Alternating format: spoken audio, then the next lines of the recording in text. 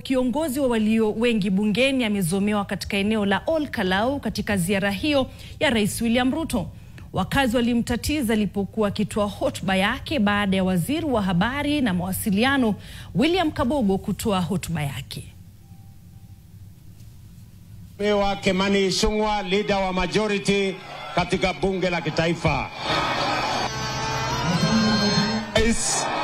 Mheshimiwa Rais, mimi akaida mwela hai ndio kabana hao watu wa Kwale. Mheshimiwa Rais, wamesema hii affordable housing iko hapa, ile mara yote inajengwa hapo ikiwekwa kabla ipaka hawa vijana wa affordable housing.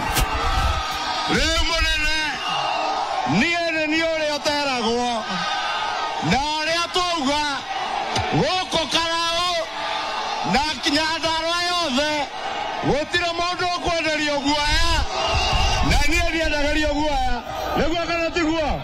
Mwathani amurathime, asanteni sana.